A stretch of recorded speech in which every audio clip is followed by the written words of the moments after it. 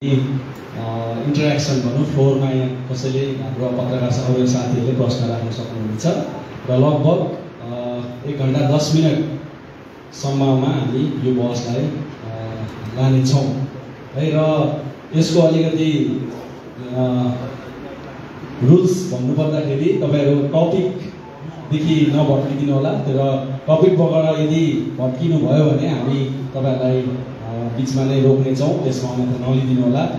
र सोधिएको प्रश्न अनि त्यसपश्चात व्यक्तिगत है साम्प्रदायिक धार्मिक आक्षेपहरू चाहिँ कृपया नभएको होस्, यही तपाईँहरूलाई अनुरोध राख्दै र बहसलाई सुरु गरिरहेका छौँ। जिल्ला दाजु सुरु गर्नु तपाईँ केही छ कि मबाट सुरु गर्नु? होइन, त्यस्तो केही छैन। अहिले भनिहाल्नुभयो है, प्यानलिस्टहरूलाई स्वागत गर्छौँ र यो धेरै वर्ष बाद अघि नै भनेको मैले भनिहाल्नु र नारायण भाइ क्वेसन तपाईँ भन्नुहुन्छ। र भङ्गालिएको मुद्दा सङ्घालिन्छ कहिले होइन, हामी विषय चाहिँ यो छ। तपाईँहरू यही वरिपरि घुमिदिनु होला र यहाँ तपाईँहरू 5 जना हुनुहुन्छ अनि हामीलाई लाग्छ 5 जनाको अन्तिम लक्ष्य भनेको चाहिँ गोर्खाल्यान्ड नै हो होइन। तपाईँहरू 5 जनाले स्वीकार्नुहुन्छ कि स्वीकार्नुहुन्न? विक्रमज्यू ओके। तथापि होइन, यो कुरा भन्दै पनि यो 5 जनाको 5वटै मुद्दा छ हामीलाई लाग्छ है। 5 जनाले 5वटा कुराले मतलब मुद्दा लिइरहनु भएको छ। हाम्रो अन्तिम लक्ष्य गोर्खाल्यान्ड नै भने तापनि यहाँ किशोर दाजु गोर्खाल्यान्ड एक्टिभिस्ट समूह भनेर उहाँ चाहिँ त्यही मुद्दामा हुनुहुन्छ। गोजमुमो पनि गोर्खाल्यान्डकै लागि जन्मेको पार्टी हो, तर अघि यहाँ इन्ट्रोडक्सनमा पनि भनियो अहिले एउटा टेरिटोरियल रिजनको कतै उहाँहरू त्यो पक्षमा छ कि भन्ने हामीले बुझिरहेका छौँ पत्रकारको आँखाले। त्यसरी नै वाइ लामाज्यू जिएनएलएबाट उहाँहरू पनि गोर्खाल्यान्डकै निम्ति जन्मेको पार्टी, तर 6 सेड्युल उहाँहरूको मुद्दा हो भन्ने हामीलाई लागिरहेको छ, उहाँले भनिरहनु भएको छ। अनि पिपिएसको लागि उहाँहरूले एमपी मतलब एमपी बनाउनुमा उहाँले सहयोग गर्नुभएको छ, गोजमुमले पनि।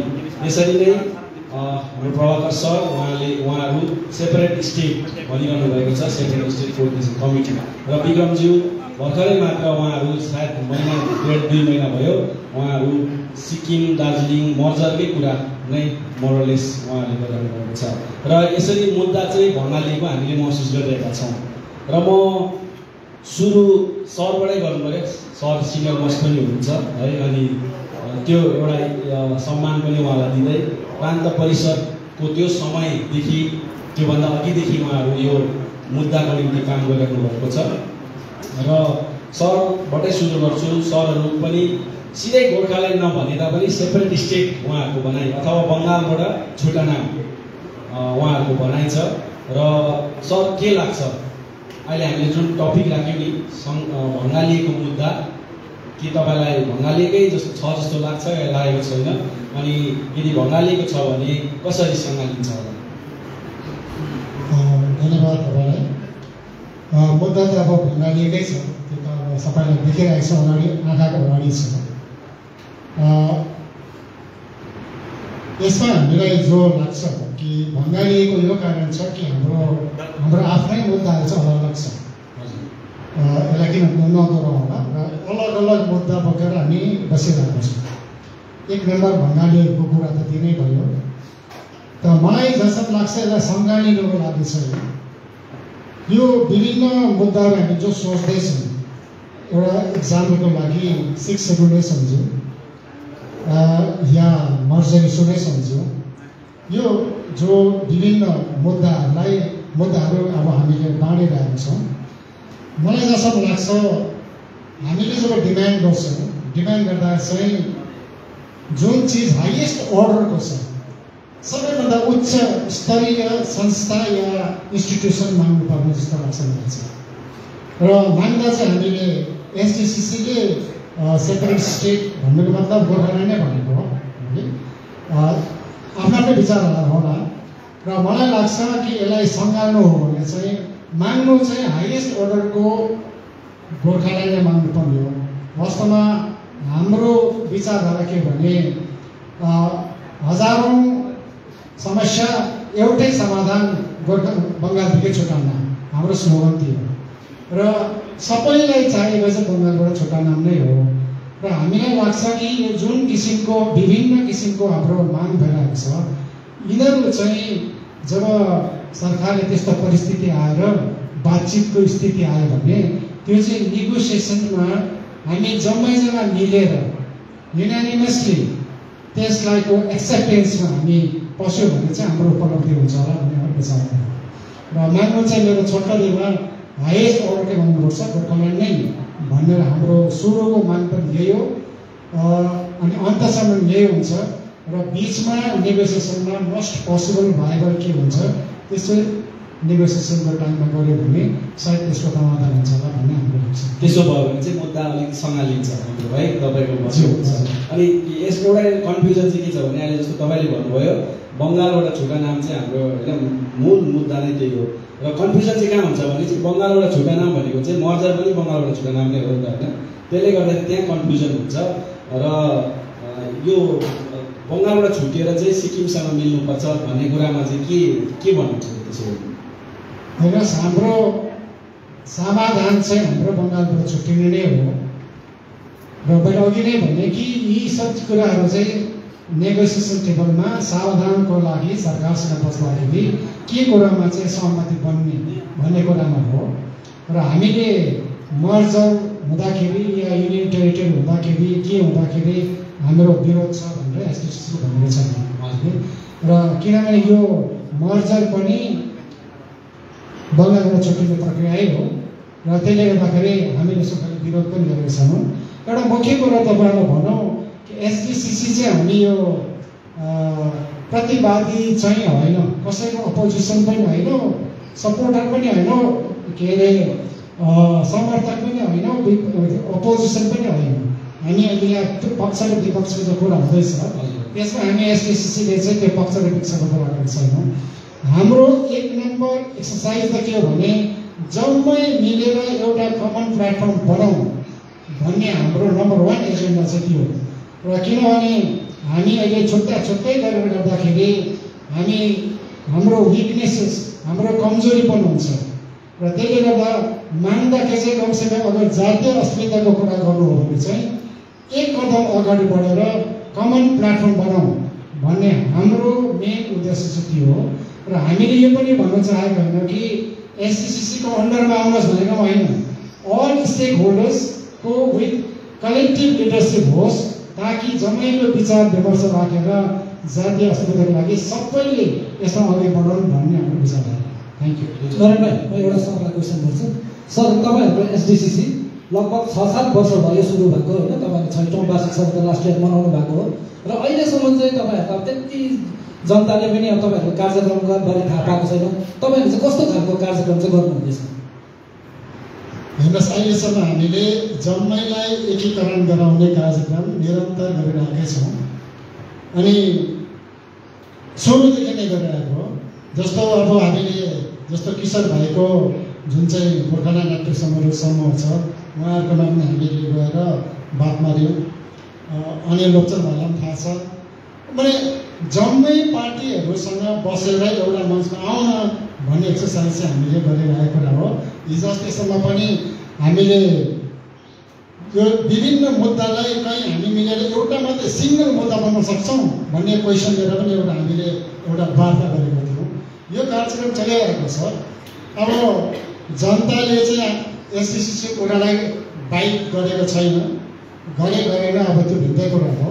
हाम्रो भन्ने चाहिँ यो हो एसडिसिसीले हामीले त्यति बेला सुरु गऱ्यो जति बेला हाम्रोमा यो मुद्दाको कुरा चाहिँ सेलाइसकेको थियो त्यति बेला अलिकति पानी छम्किने हामीले काम गरेको थियो कोरोनाको टाइमको थियो त्यति बेला र हाम्रो भन्ने चाहिँ यो छ हामी एसडिसिसीको समूह छौँ तर हामी एसडिसिसीले एक्लै हामी केही पनि गर्न सक्दैनौँ त्यो हामीलाई थाहा छ त्यो कुरो र हामीहरू यो पनि भन्नु अहिले तपाईँले जो गर्नुहुँदैछ तपाईँले पनि एक्लै सक्नु हुँदैन त्यो तपाईँलाई पनि थाहा हुनुपर्छ हामीलाई पनि थाहा छ।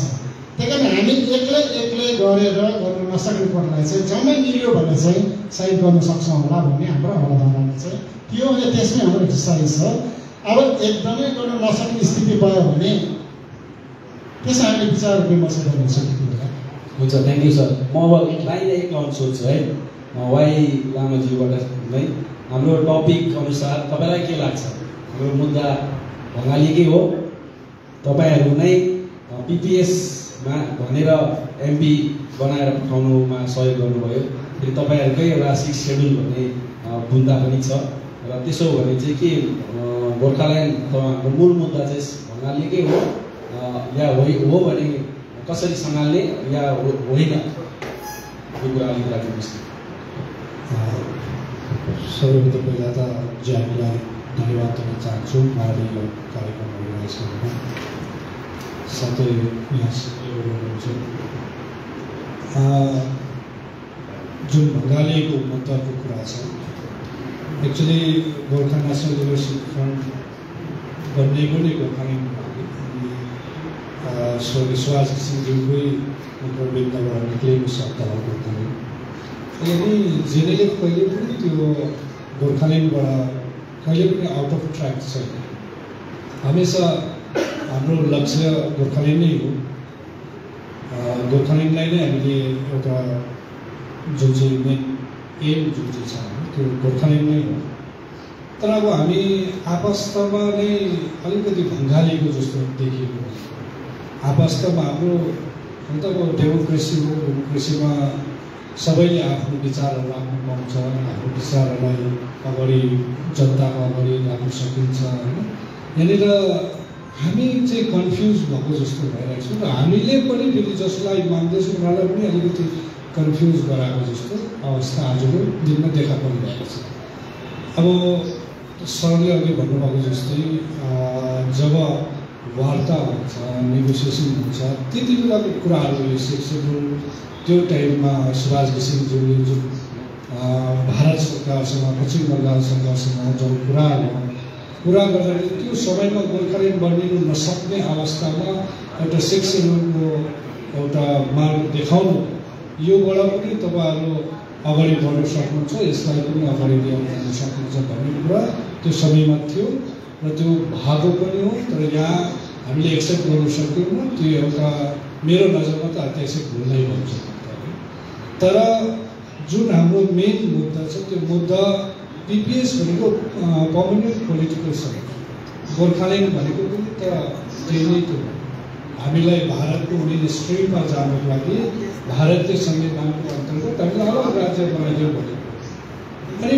भारत अब त्यो बुझ्नुमा कसैले कस्तो प्रकारले त्यसको विश्लेषण गर्छ कस्तो प्रकारले के गर्छ है तर हामीले जब 2019मा भारतीय जनता पार्टीसँग बसेर जब यो सङ्कल्प पत्र लेख्दै थियौँ त्यति बेला हामी धेरै बहस गरिरहेको थियौँ त्यो समयमा स्थायी राजनीतिक समाधान लेख्दा चाहिँ कसो होला भन्ने कुराहरूमाथि हाम्रो जोड हुँदाखेरि यो सङ्कल्प पत्रमा स्थायी राजनीतिक समाधान लेखिएको तर यो होइन कि स्थायी समाधान भन्ने बित्तिकै हामी गोर्खाल्यान्डदेखि बाहिर आएको गोर्खाल्यान्ड भनेको पनि स्थायी राजनीतिक समाधान भारतको संविधानले हामीलाई एउटा अलग्गै राज्य दिनुपर्छ भनेको नै त गोर्खाल्यान्ड भनेपछि हामी स्थायी राजनीतिक पार्टी त्यसले गर्दाखेरि आज हामीले जुन स्थिति बनाउँदैछौँ हामी आपस्तमा जुन हाम्रो डिसयुनिटी जो छ यो चाहिँ आज भारत सरकार र बङ्गाल सरकारको लागि एउटा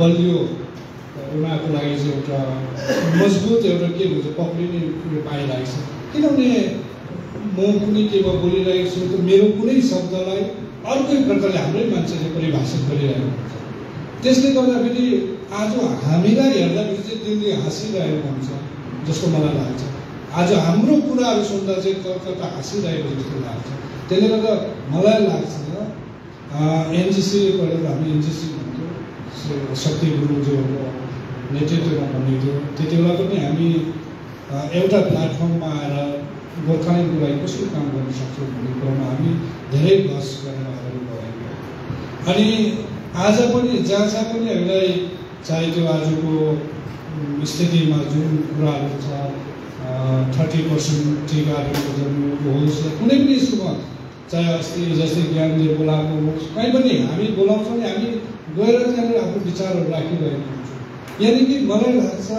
जबसम्म हामी एक जग्गामा बसेर विचार विमर्श गरेर दिल्लीलाई कहाँ चिमर्दाखेरि दुख्छ कलकत्तालाई कहाँ चिमार्दा फेरि पुग्छ यो कुरामा चाहिँ जबसम्म मन्थन गरिदिउँ जबसम्म दिल्लीको नवसङ्घले पक्रिँदैन तबसम्म हाम्रो मुद्दा हामीभित्रै बङ्गाली बस्छ अनि त्यसको फाइदा चाहिँ दिल्लीले र कलकत्ताले पुग्छ। त्यसले गर्दा मलाई लाग्छ हामी त हाम्रो राइट ट्र्याकमा छौँ। स्थायी राजनीतिक समाधान भनेको गोर्खाल्यान्ड नै हो, यसमा दुई मत छँदै छैन। तर बिचबिचमा शिक्षाको कुरा चाहिँ किन उठेको? यसले नै चाहिँ एक हुँदैन नि त होइन। जेनेरली पार्टीको यो अचिभमेन्टहरूमा आउँछ। दार्जिलिङ गोर्खा हिल काउन्सिल दार्जिलिङ यो त इतिहास हो। अनि यो त फेरि अध्यक्ष सुभाष घिसिङले आफ्नो कुरामा सधैँ भने यो त अब एक समय जनताले नै नकारिसकेको कुरा हो। यहाँ हेर्नुहोस् न, अहिले जुन सरले भन्नुभयो नि कि माग्दा त हामी ठुलै मागौँ न होइन, अनि जब नेगोसिएसन आउँछ त्यति बेला हुनैसक्छ 6 सेड्युल हुनसक्छ या उहाँले भने मर्जर हुनसक्छ, उहाँले भनेको रिजन हुनसक्छ, त्यो त सेकेन्ड कुरा हो नि। तर वाइ नट हामी चाहिँ ठुलो मुद्दाको लागि चाहिँ जब एक हुने कुरा आउँछ फेरि आफ्नै छिराउनुलाई चाहिँ प्रयास भइहाल्छ नि, भित्रीबाट चाहिँ मेरो मुद्दा छिरोस् भन्ने नै हुन्छ। जब दिल्लीमा वार्ता हुन्छ जेबीले एक्लै गर्नुहुन्छ, अन्य पार्टीहरू पनि गर्नुहुन्छ, तर त्यसको मतलब 6 सेड्युलको कुरा यहाँभित्र नै उठिरहेको हुन्छ, हाम्रै आपस्तमा उठाइरहेको हुन्छ। 6 सेड्युल भयो भने नभए पनि त्यो एउटा इतिहास भएर बसेको हुन्छ, भयो भने पनि त्यो जनताले चाहेको खण्डमा हुन्छ, मैले चाहेर हुँदैन होइन। तर हामी जब मागको कुरा गर्छौँ भने त हामी दिल्लीमा जाँदा जहिले पनि गोर्खाल्यान्डको कुरा गरेको हुन्छौँ। इतिहास चाहिँ 6 सेड्युल होइन, तर बिबिएस चाहिँ 6 सेड्युल होइन। म यो स्पष्ट कुरा गर्छु जस्तो भयो 6 सेड्युल एउटा सुभाष घिसिङको अचिभमेन्ट थियो जसलाई जनताले चाहे। आज त्यो डकुमेन्ट भएर बसेको छ, त्यो इतिहास भएर बसेको छ। चाहे जनताले चाह्यो भने त्यो इतिहास पनि यहाँ लागू गर्नु सक्छ। यो 6 सेड्युल जनताको हातको हुन्छ। तपाईँसँग म फेरि आउँछु अहिले है लोकचनज्यू, उहाँ यहाँलाई यो अब क्वेसन त सेम छ है, हाम्रो मुद्दा हालेको छ कि छैन, छ भने कसरी सम्हालिने। अनि अर्को चाहिँ तपाईँलाई डाइरेक्ट क्वेसन चाहिँ यो गोर्खाल्यान्ड टेरिटोरियल रिजनको कुरा हुन्छ नि, अहिले तपाईँहरूको खेमाबाट उठ्दैछ नि, त्यो के सत्य हो होइन त्यो पनि अलिक बताइदिनुहोस्। माइक होइन लाइभमा फेरि ज्याक डिस्कोर्स उत्सवका आयोजक ज्याक कालिम्पोङलाई धन्यवाद दिँदै प्यानलिस्ट सम्पूर्णलाई अभिवादन जनाउँदै गोर्खा जनमुक्ति मोर्चा गोर्खाल्यान्डको निम्ति गठन भएको हो। अनि बिचमा आएर भर्खरै मात्र गोर्खा जनमुक्ति मोर्चाको अध्यक्ष र महासचिवले गोर्खाल्यान्ड टेरिटोरियल रिजनको कुराहरू धेरैवटा जनसभाहरूमा धेरैवटा पत्रकार सम्मेलनमा बताए। त्यसको कारणहरू पनि बताउनु भयो। गोजमम्बो चाहिँ गोर्खाल्यान्ड टेरिटोरियल रिजनमा गयो भन्ने अवधारणा गलत प्रचारहरू हुँदैछ। सेप्टेम्बरमा होम मिनिस्टर अमित शाहज्यूसित एउटा भेट भएको थियो जहाँ 35 मिनट वार्ता भएको थियो। त्यहाँनिर होम मिनिस्टरको एउटा प्रस्ताव हो गोर्खाल्यान्ड टेरिटोरियल रिजन जस्तै व्यवस्था राजनीतिक दरबसमा दिने सोच केन्द्र सरकारले बनाएको छ। यस विषयमा चाहिँ स्टेक होल्डर्ससित गएर विचार विमर्श गर्ने, एकमत भएर एउटा रिजोल्युसन एडप्ट गरेर आउने र एक रूप भयो भने सबै स्टेक होल्डर्सहरूको सहमति भयो भनेदेखि चाहिँ केन्द्र सरकारले त्यो व्यवस्था यस क्षेत्रमा लागू गर्ने चाहिँ केन्द्र सरकारको गृह मन्त्रालयको विचार चाहिँ हामीले आम जनतामाथि सबै स्टेक होल्डरमाथि चाहिँ राखेको हो। गोर्खा जनमुक्ति मोर्चा जाने भनेको नै गठन भएको नै गोर्खाल्यान्डको निम्ति हो। अनि यो मैले स्पष्ट पारेँ, यो गोर्खा जनमुक्ति मोर्चाको एजेन्डा होइन, यो सरकारद्वारा हामीलाई राखिएको उनीहरूको प्रस्ताव हो। यो प्रस्ताव अहिले सबै स्टेक होल्डर्सको टेबलमा छ। सबै स्टेक होल्डर पनि आज एकजुट भएर यो विषयमा चर्चा परिचर्चा र सभा हुन नसक्नु अर्को दुर्भाग्य हो। पहाडको तराई डुवर्सको अनि बङ्गालीको मुद्दा सङ्घालिन्छ कहिले भन्ने विषयवस्तु हो। मुद्दा त बङ्गालीको छैन, जहीँको त्यहीँ छ गोर्खाल्यान्ड। बङ्गालीको त्यहाँ राजनीतिक दलहरू अनि राजनैतिक नेतृत्वको एजेन्डा, हिजन एजेन्डा र विचार हो। मैले बुझेँ, मेरो व्यक्तिगत सोचाइ, मेरो अनुभव हो। म कुनै गोजामुमोको प्रतिनिधि भने यो मेरो निक्लेको शब्द होइन, मेरो अनुभव हो। कोही यहाँ सामूहिकको कुरा गर्छ, सामूहिक नेतृत्वको कुरा एउटै मञ्चमा आउनुपर्छ, सबै एक भन्ने गोर्खाल्यान्ड हुन्छ भन्ने जुन कुरा गर्दैछ, मिठो सुन्छ भन्दा सुन्ने लाग्ने मजा सुन्छ, तर कहिले एक हुँदैन। म सानो हुँदादेखि सुनेको, म 51 वर्ष पुगेँ, त्यो कुरा आज पनि चल्दैछ, भोलि पनि चल्छ, हामी कहिले एक हुँदैन, सक्दैन। किनभने हामीले पनि ट्राई गऱ्यौँ, सबै आफ्नो अहममा छ, सबै चियरमा बस्नुसित आत्मु छ, कसैलाई यो ठाउँ जातिसित सरोकारै छ। मेरो अनुभव है, मलाई दुःख लागेको पक्ष यति नै, इन्क्लुडिङ गोजामुमो देखेको छ, आन्दोलन गरेको, गोर्खा जनमुक्ति मोर्चाले पनि आन्दोलन गरेको, त्योभन्दा पहिला गोरामुमोले पनि गरेको, सबै संलग्न हो। जिएनएलएको आन्दोलन, 86 को आन्दोलनमा पनि सबै संलग्न छ। अनि 2007 को आन्दोलन, 2017 को आन्दोलनमा पनि जति पनि छ सबै प्रत्यक्ष परोक्ष रूपमा सबै संलग्न छ, होमिएकै हो। कति गएर लम्पासार भए केसदेखि बाँच्नको निम्ति, चौकीको उपभोग गर्नको निम्ति, कति निरन्तर आफ्नो लडाइँमा लागि परे, जेलबन्दी भए, घरबन्दी भए, आज पनि मुद्दा लडिरहेका छन् होइन। सरकारले दबाउ दिन्छ नि मुद्दा मार्नको निम्ति, मुद्दालाई कहीँ गएर कम्प्रोमाइज गर्नको निम्ति। तर अहिलेसम्मको अनुभवमा हामी एक नहुनु नै सरकारको निम्ति फाइदा हो। र भङ्गालीले जो मुद्दा भङ्गालेको छैन, आयोजक वर्गलाई म अनुरोध गर्छु, मुद्दा भङ्गालेको छैन, मुद्दा जहीँको त्यहीँ छ। भङ्गालियो भनेको नेतृत्वको विचार हो, नेतृत्व हो, राजनीतिक दलहरू, अनि राजनीतिक दलहरू जुन दिन सङ्घालिन्छ एक हुन्छ। यहाँ मुखले मात्रै होइन, वैचारिक रूपमा, शारीरिक रूपमा, आत्मिक रूपमा जब हामी एउटा टेबलमा आएर यस अब हामी युनाइटेड हुने समय आएछ, हामी एक हुनुपर्छ, सामूहिक नेतृत्वको जरुरत छ। एक्लै राजनीतिक दलले बङ्गाललाई, दिल्लीलाई गोल हाल्न सक्दैनौँ, हामी असक्षम छौँ।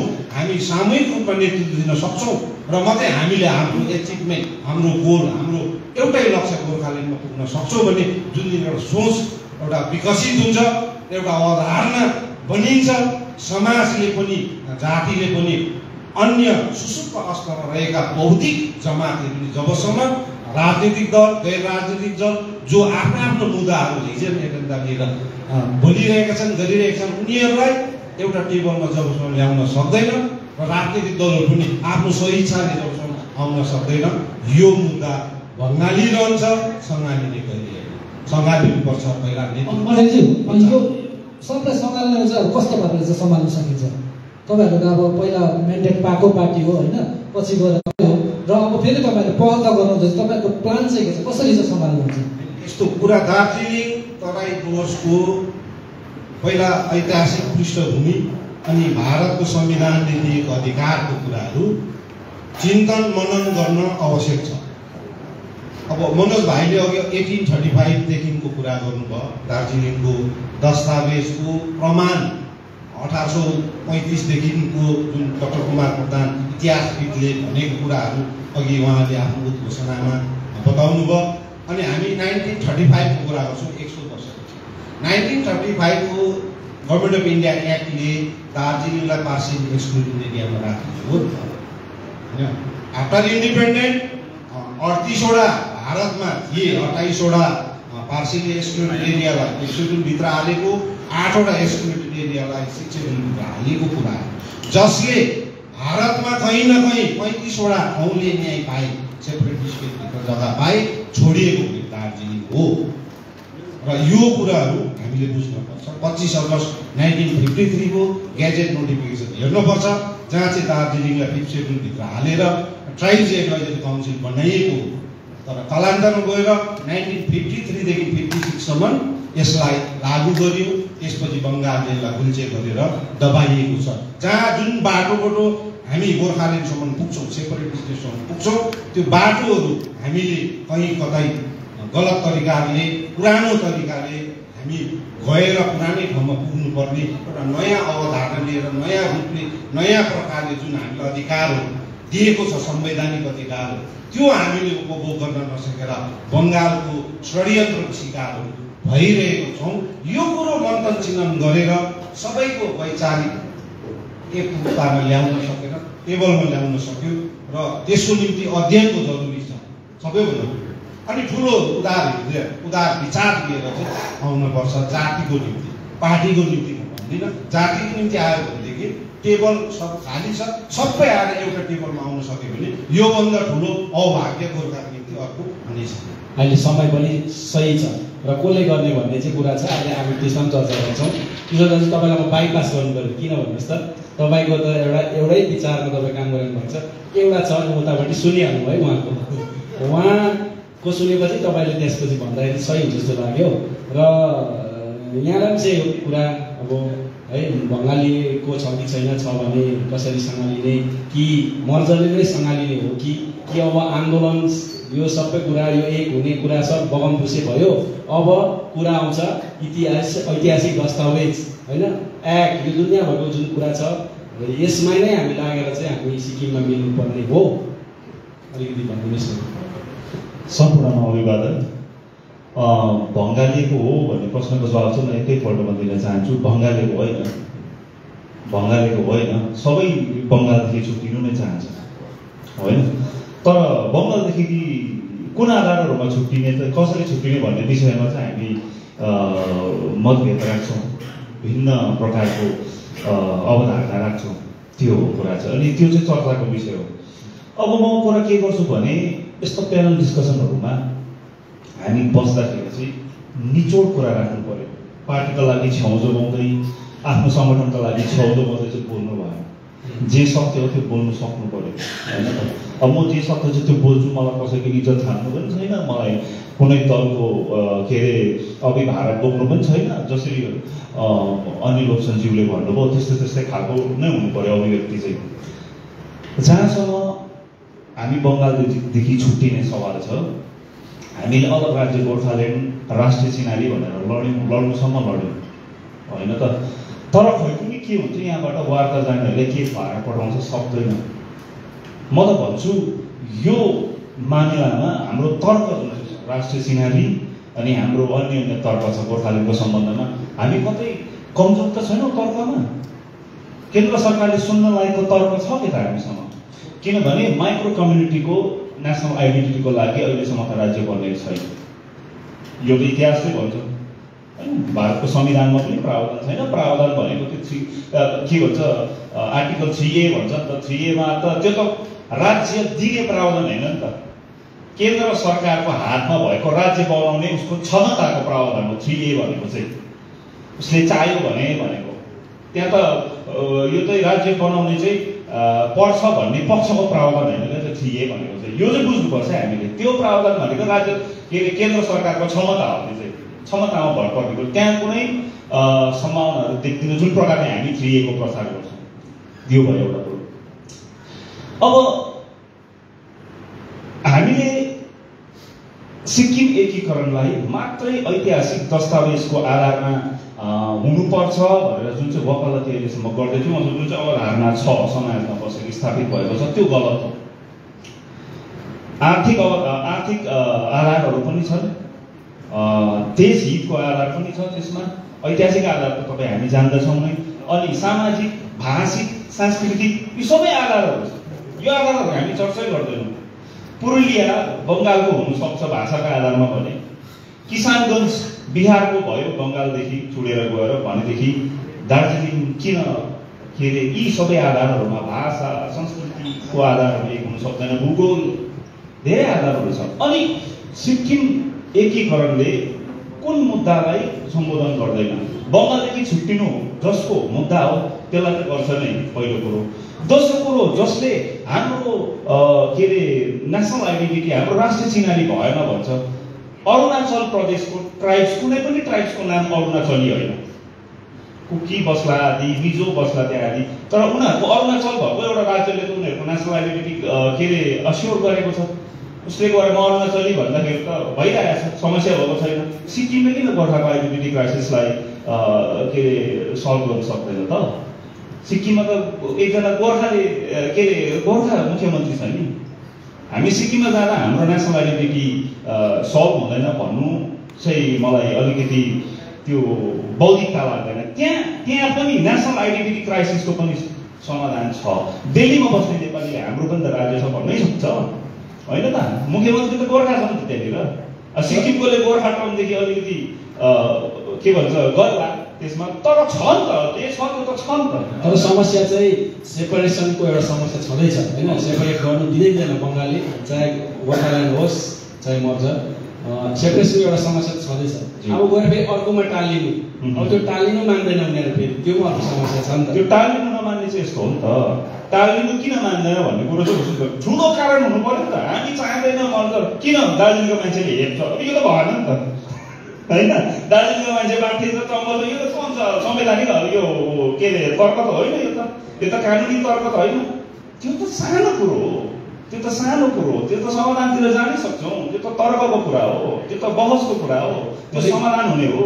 भनेपछि गोर्खा शिवसेनाले चाहिँ अब गोर्खाल्यान्डको मुद्दालाई प्राथमिकता दिँदैन। अनि गोर्खाल्यान्डको मुद्दामा जुन चाहिँ आधारहरू लुकेको छ, के को आधारमा हामी मान्दैछौँ, किन मान्दैछौँ हामी त्यो भन्ने कुरो यदि यो कुरोले बोक्छ भने त मैले भने त अरुणाचलको दिएँ त मैले तपाईँलाई। अरुणाचलको कुनै पनि ट्राइब्सको नाम, कुनै पनि लोकल कम्युनिटीको नाम चाहिँ अरुणाचली होइन। उसले त हामीले त्यस्तो नेसनल आइडेन्टिटी क्राइसिस त फेस गरेको छैन, राष्ट्रिय चिनारीको सङ्कट त उसले महसुसै गरेको छैन होइन त। भनेदेखि मर्जरले सिक्किममा जाँदा हुन्छ भने हामी सिक्किमिस भन्दा भएको त। अनि यदि दिल्लीको गोर्खालाई समस्या हुन्छ भने हाम्रो त गोर्खा एउटा राज्यै छ भन्दा भएको, त्यो गोर्खा राज्य गोर्खाले नै हुनुपर्छ छैन, सिक्किम पनि हुनसक्छ नि। सुन्नुहोस् न, तपाईँलाई अलिकति गरेँ मैले है। लु सपोज सिक्किमसँग मर्ज भयो अरे, फेरि 1 वर्ष बाद चाहिँ फेरि सिक्किमदेखि छुट्याइदियो भन्ने खालको आन्दोलन भयो भने चाहिँ अहिले जस्तो बङ्गालबाट छुट्याइदियो भन्दैछ होइन, सिक्किमबाट पनि छुट्याइदियो भन्ने खालको भयो भने हाम्रो त जहिले पनि झगडामै बित्छ नि त। अब यसो भएपछि चाहिँ तपाईँहरू के छ? कसले भन्छ त्यो चाहिँ तपाईँले होइन भन्नु नि त। अब पार्टीहरू त आफ्नो आफ्नो जुन सोच्ने त निश्चित हाइपोथेटिकल नजाउँ न, हाइपोथेटिकल हुनु सक्छ गर्नु सक्छ भन्ने फ्याक्चुअल कुरा गरौँ। अनि आइडेन्टिटी क्राइसिसको जहाँसम्म सवाल छ, म अलिकति आइडेन्टिटी क्राइसिसलाई म अलिकति माइक्रो एनालिसिस गर्छु है त। म र एकजना मेरो बाबु साथी दिल्लीमा घुम्दै थियौँ, हामी गल्लीमा जाँदा मलाई चाइनाको भन्यो, वेरज बाबु साथीलाई भनेन, मेरो बाबु साथीलाई भनेन, मलाई चाइनिज सँगैमा।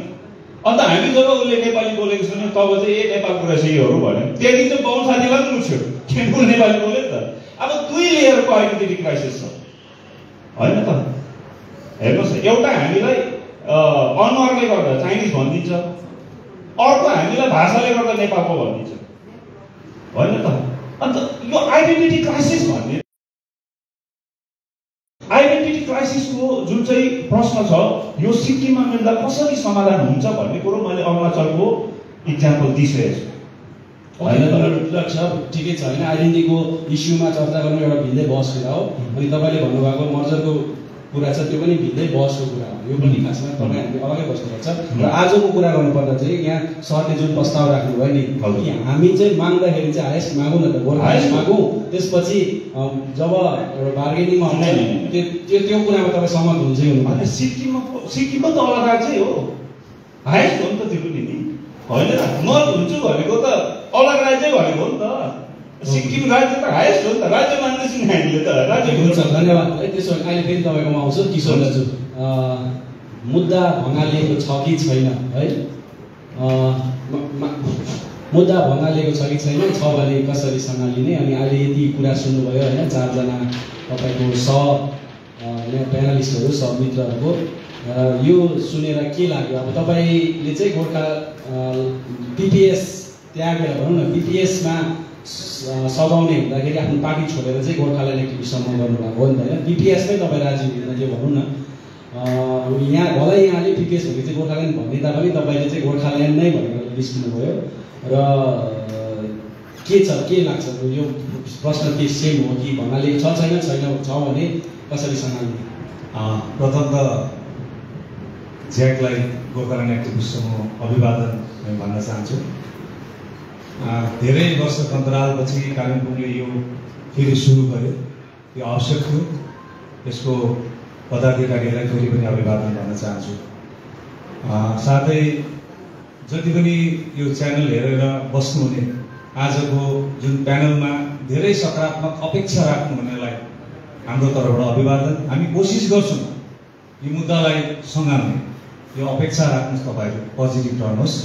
अनि हामी जति पनि यहाँ 5 जना छौँ, यो 5 जनामा अगाडि होस् या पछाडि होस्, हाम्रो चाहे दल चाहे समूहको नाममा गोर्खा जोडिएको छ, यो एउटा पोजिटिभ हो।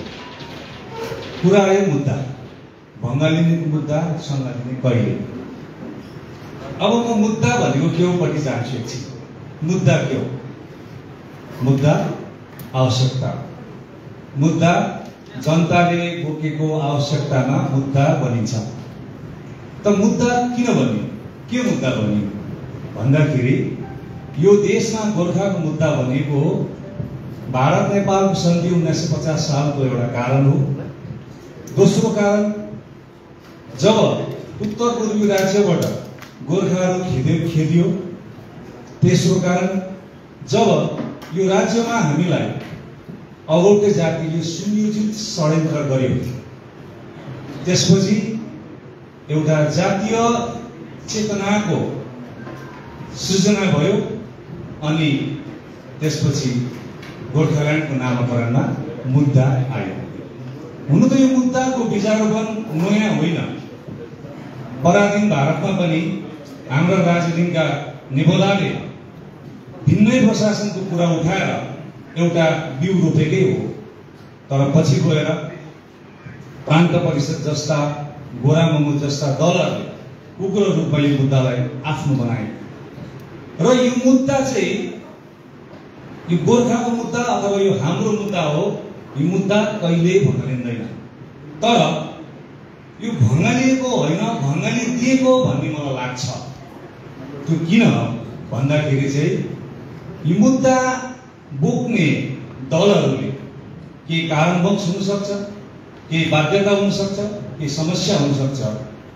कहीँ न कहीँ राज्य अनि केन्द्र सञ्चालन गर्ने सत्तासीन दलहरूबाट केही प्रभावित भएको कारण आज मुद्दा भङ्गालिएको जस्तो देखिँदैछ। किनभने सुरुमा गोर्खाल्यान्डको मुद्दा बोकेर अगाडि बढ्ने दलहरू जब केन्द्र र राज्यको सत्तासँग केही न केही प्रभावित भएपछि नै मुद्दा आज मुद्दाको विरूप भएको मात्रै हो। तर वास्तवमा जनताको मुद्दा भनेको गोर्खाल्यान्डै हो। अनि हामी गोर्खाल्यान्ड एक्टिभिस्ट समूह यो एकदमै आत्मविश्वासी छौँ कि एउटै मात्रै मुद्दाको निम्ति यो दार्जिलिङको गोर्खा होस्, चाहे तराई डुवर्सको गोर्खा होस्, चाहे भारतीय गोर्खा होस्, उनीहरूले सङ्घर्ष गरेको छ। यो देश, यो विश्वले यदि परिवर्तन दिन्छ भने त्यसको एउटै बाटो हो सङ्घर्ष। र सङ्घर्षले नै इतिहास परिवर्तन गर्छ, सङ्घर्षले नै व्यवस्था परिवर्तन गर्छ, सङ्घर्षले नयाँ व्यवस्थामा पुर्याउँछ। र मलाई लाग्छ कि आज यो प्यानलमा हामी 5 जना, मसँग 5 जना जुन बात मार्दैछौँ, एउटा 50% हामी आएको जस्तो लागिरहेको छ। अलिकति गोर्खा शिवसेनाको जुन चाहिँ एउटा स्ट्रेट जुन टेक छ, त्यो टेकमा पनि आज गोर्खाल्यान्डमाथि उहाँले चर्चा गर्नुभयो, एकदम सकारात्मक कुरा लाग्यो मलाई।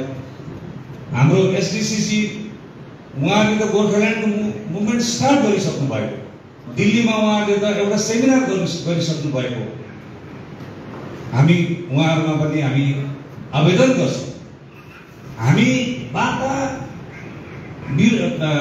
रोक्नु हुँदैन। हामी एक्टिभिस्ट पनि हामी सबैसँग बात मारिरहेको छौँ, सबैसँग बोलिरहेको छौँ।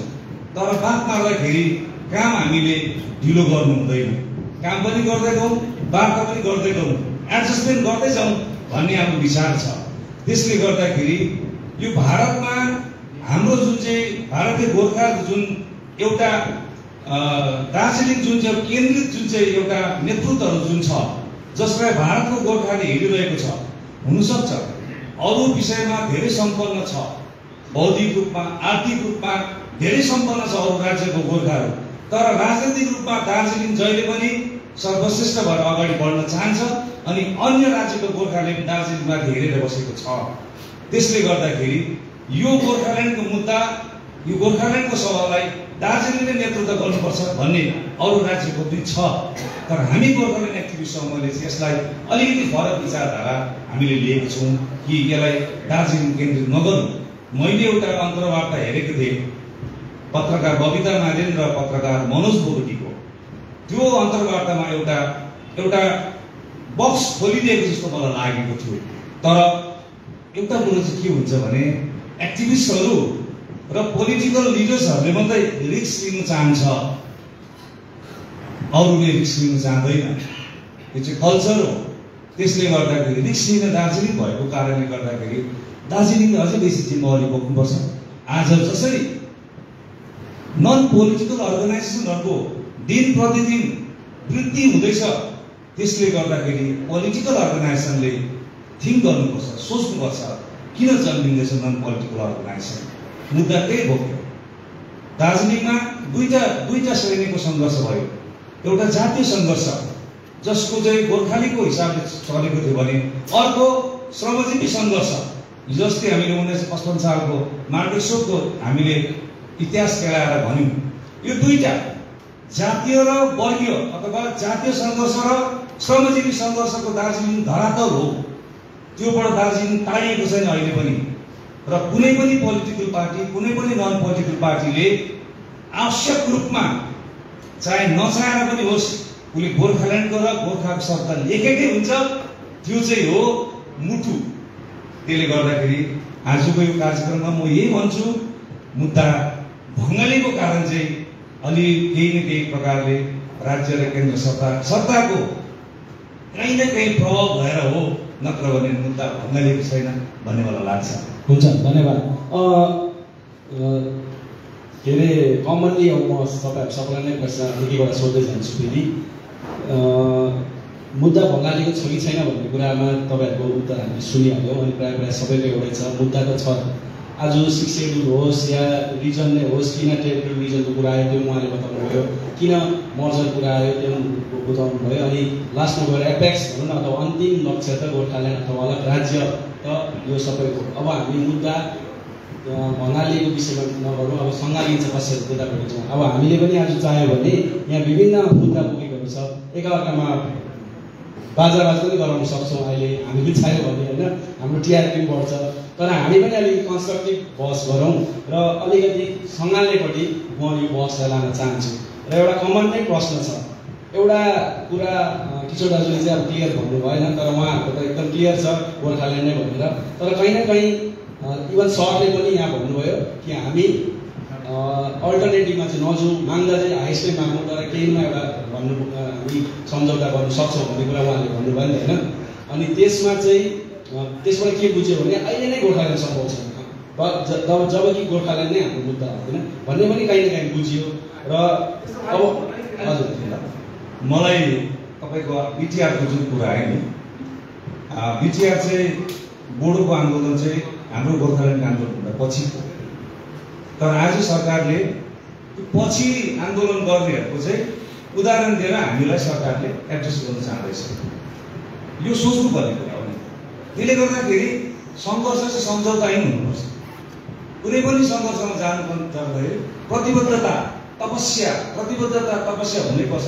किनभने सम्झौताले त्यो सङ्घर्षलाई धेरै पछाडि लिएर जान्छ। यो कुरा हामीले अनुभव गरिसकेको कुरा हो। किनभने 1998 सालमा हामी नै हो लालकृष्ण आडवाणीजीलाई गएर भेट्दाखेरि उहाँले त्यो कुरा चाहिँ भन्दिनँ, त्यो पोलिटिकल पार्टीको विषयमा हामीसँग कुरा गरेको थियो। तर हामीले west for separate state Gorkhaland हामीले भिजुअल डकुमेन्ट हामीले लालकृष्ण आडवाणीजीलाई बुझाएको र बाहिर क्षेत्रमा हाम्रो कस्तो खालको हामीसँग हेराइ छ त्यो हामीले अनुभव गरिसकेको छौँ। त्यसले गर्दा त्यो अनुभवले चाहिँ हामी भन्न चाहन्छौँ कि हामीले त्यस्तो हिँड दिनु हुँदैन सरकारलाई। त्यो हिँड दिनु हुँदैन सरकारलाई कि हामी सम्झौतामा जान्छौँ भनेर। अनि एउटा कुरा अझै म थप्छु, त्यो कुरो धेरैलाई नराम्रो लाग्न सक्छ। सङ्घर्षको नेतृत्व चाहिँ लिडरहरूले गर्छ, तर हामी सम्झौतामा चाहिँ हामी लिडर जान्दैनौँ क्या। जनताको सङ्घर्षको दायित्व त लिडरलाई हुन्छ नि त, तर लिडर जाँदैन त्यहाँ जान्छ अरू जान्छ, बुद्धिजीवी भन्नेहरू जान्छ, बुद्धिजीवीलाई पठाउँछ। हामीभन्दा त बढी बुद्धिजीवी त दिल्लीमा बसेको छ। तर बुद्धिजीवीको दायित्व चाहिँ के सम्झाउने अथवा सम्झिने हो नि त। सम्झाउनु सकेन भने हामी सम्झेर आउँछौँ। त्यसले गर्दाखेरि चाहिँ जब जनसङ्घर्ष हुन्छ भने त्यसको दायित्व बोकेर चाहिँ लिडरले जानुपर्छ। त्यसले गर्दा प्रतिबद्धता बोकेर जानुपर्छ। हामी कुनै पनि सम्झौतामा नजाने प्रकारको हामी आवाज दिएको चाहिँ हुनुपर्छ। ओके, एकछिन विक्रमज्यू, म यो अलिकति बनाउनेपट्टि जाँदैछु र मैले के भन्नु खोजेको भने तपाईँहरू चारैजनालाई, सरलाई छोडेर तपाईँहरू चारजनाको प्रश्न चाहिँ के छ भने अहिलेको सिचुएसनले अवस्था यस्तो छ, मलाई लाग्छ अब सुभाष घिसिङको टाइममा होस् या विगतको टाइममा त्यो सिचुएसन थिएन र अहिले त्यो सिचुएसन छ। जस्तो पक्षको जुन भनौँ सत्तासीन छ नि अहिले जो पाहाडमा, उनीहरू यहाँ छैन। आज हामी जानी जानी बोलाएन पनि, किनभने उनीहरूले डिक्लेयर गरेका छन् मुद्दा हाम्रो होइन। अब हाम्रो मुद्दा सिधै बङ्गालसँग मिलेर विकास हुन्छ नि त। अब त्यो अहिले चर्चा अहिले बादमा हुन्छ त्यो हुँदै कुराहरू होइन, तर उनीहरूलाई हामीले इन्क्लुड गराउनै पर्दैन। उनीहरू किनभने सधैँ चाहिँ के समस्या हुन्थ्यो भने जो सत्तामा बसेको छ उसले पनि मुद्दै भनिरहेको हुन्थ्यो अनि उसलाई नै इन्क्लुड गर्न एकदमै जरुरी हुन्थ्यो। अनि उसलाई इन्क्लुड गरेपछि फेरि लिडरसिप सत्तामा बस्नेले नै लिनु चाहन्थ्यो नि त। तर अहिले चाहिँ यस्तो सिचुएसन बनिएको छ, जो सत्तासीन छैन उनीहरू सबै बाहिर छ र उनीहरू चाहिँ मुद्दा बोकेर बसेको सबैजना। त अब त त्यो एउटा इगो अहिले अनिलज्यूले भने जस्तो त्यो लिडरसिपको इगो चाहिँ यति बेला त सत्तामा भएको मै लिडर हुनुपर्छ भन्ने थियो। अहिले सबैलाई नै क्राइसिस नै छ भनेपछि एउटा प्लेटफर्ममा जुन सरहरूले कोसिस गर्नुहुँदैछ त्यो आउनु सकिन्छ। यो जेसुकै होस्, आफ्नो छ, शिक्षक छ, जे छ उयो छ, यसलाई यो त छ नि आफ्नो मुद्दा। तर अल्टिमेट हामीले अहिले सरले भन्नुभएको जस्तो माग्नु चाहिँ गोर्खाले नै मागौँ, त्यहाँ गएर जे वार्ता हुन्छ तर संयुक्त रूपमा जो एउटा मञ्च बनाऊ भनेर सरले कोसिस गर्नुभएको। तपाईँ पनि त्यो प्रोग्राममा हुने हुन्थ्यो, म पनि थिएँ। तर त्यो प्रोग्राममा पनि अब झन्डै धारावाहिक 8 घन्टाको मिटिङ हुँदा पनि कसैले पनि त्यो सहमति नै दिएन। आफ्नो मुद्दामा नै उनीहरूले जोड जबरजस्ती गरे होइन सर। त्यो एउटा आपसमा भएको फर्स्ट मिटिङ उहाँहरूले गर्नुभएको र त्यो मिल्नै सकेन भनौँ न।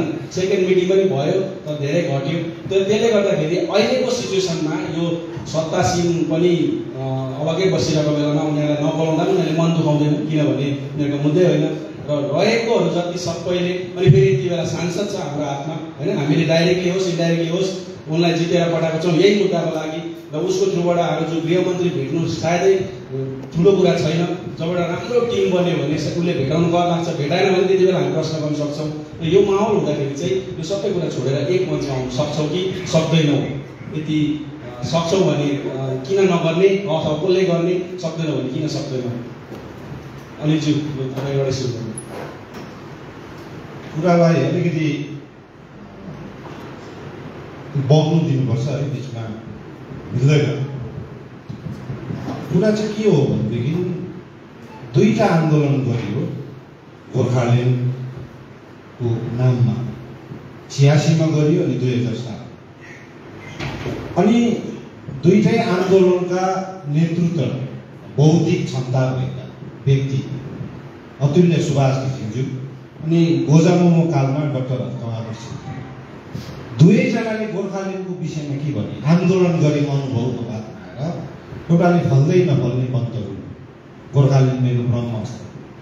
अनि हर्का सरले भन्नुभयो चन्द्रको बाउ इन्द्रियाहरूले नि सोझै गोर्खाल्यान्ड चाहिँ एकैचोटि चाहिँ भनेर उहाँले आन्दोलन कालको अनुभव दुईटा व्यक्तित्वहरूले हामीलाई बुझाए। त्यसको औचित्य के हो त होइन? किन चाहिँ सोधे गोर्खाल्यान्ड, किन नफल्ने मन गराउनु भन्ने? त्यसमा मेरो व्यक्तिगत अनुभव के भन्छ भनेदेखि हाम्रो जुन यो भूभागको अवस्था छ, चाहे ऐतिहासिक होस् चाहे भौगोलिक होस्, चाहे भारतको संविधान लागू हुन अगाडि भारतको संविधान लागू भइसकेको छ, त्यसलाई हामीले बुझ्ने चेष्टा नगरिकन हामी किन अताल्यौँ आन्दोलन गर्दा भन्दा बङ्गालको उपनिवेशवादी नीति र उग्र अहिले आएर झन् बङ्गालको जो हामीप्रतिको जुन अतिक्रमण यति बेसी उग्र भयो, त्योबाट हामी बेसी उकुस भएर हामीले घरि सिक्किम विलय भन्दैछौँ, घरि जिटिआर भन्दैछौँ, घरि 6 शेड्युल भन्दैछौँ, घरि युटी भन्दैछौँ। तर यसलाई चाहिँ शान्त भावमा एउटा बेङ्गोली समुदाय बङ्गालको समयमा भारतलाई नेतृत्व गर्ने अङ्ग्रेजको टाइममा क्यापिटल थियो कोलकाता।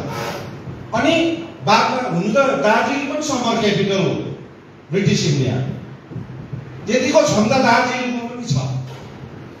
तर हामीले अध्ययन नगरिकन बङ्गालको अतिक्रमणसित यति बेसी डराए कि उनीहरू यति बेसी बुद्धिजीवी छ हामीलाई चाहिँ सखाप पार्छ भन्ने जुन हाम्रोमा एउटा साइको बसी एउटा फोबिया बसी त्यसको शिकारको कारण पनि हो हामी टुङ्गोमा नपुग्नु। अनि कुरा के हो हामी कुन बाटोमा गोर्खाल्यान्ड जान सक्छौँ र एकैचोटि गोर्खाल्यान्ड हुँदैन नपर्ने बन्तहरू ब्रह्मस्त्र हो किनभने त्यो महान व्यक्तिहरूको विचार पनि हामीले मनन गर्नु आवश्यक छ जस्तो मलाई लाग्छ। किनभनेदेखि हामीलाई दिएको हो भने पार्सियल एक्सक्लुसिभ एरिया हो भारतको संविधानमा सेड्युलमा हो है।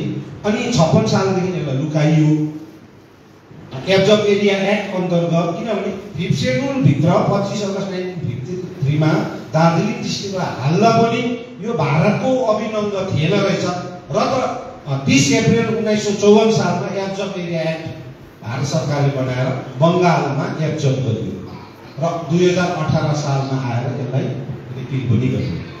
अनि अहिले आएर के गरियो भन्दा 2001 मा 12% ट्राइबल थियो दार्जिलिङ। अनि 2003 मा तामाङ र लिम्बू ट्राइबल भइसकेपछि 2011 को सेन्सेक्समा आएर तपाईको लगभग 30% ट्राइबल भयो है। त्यसकै आधारमा 2011 को सेन्ससको आधारमा पश्चिम बङ्गाल सरकारले 16 मार्च 2012 मा एउटा ग्याजेट निकालेर फेरि यहाँ ट्राइब्स एडभाइजरी काउन्सिल लागू गरियो। अनि अहिलेको वर्तमान ट्राइब्स एडभाइजरी काउन्सिलको मेम्बर कालिम्पोङको विधायक पनि हुन्। त्यो के हो त्यो हाम्रो निम्ति एउटा अब अभाग्य हो सेपरेट डिस्ट्रिक्टमा जाने किनभने यो चाहिँ सेड्युल्ड एरिया जबसम्म ट्राइब्स एडभाइजरी काउन्सिल लागू हुँदैन सब प्यारा 3 and 4 5th सेड्युलको सब प्यारा 3-4 ले नै ट्राइब्स एडभाइजरी काउन्सिल लागू हुन्छ भनेपछि यहाँ 5th सेड्युल लागू भयो। यो सेड्युल्ड एरिया हो। अब सेड्युल्ड एरियाको 38 वडामा 36 वडामा 35 लाई न्याय दिइसकेपछि छोडेको दार्जिलिङ हामी जाने बाटो चाहिँ त्यो हो। ठिक छ ब्याक अफ द माइन्ड यो सबै कुराहरू छ नि।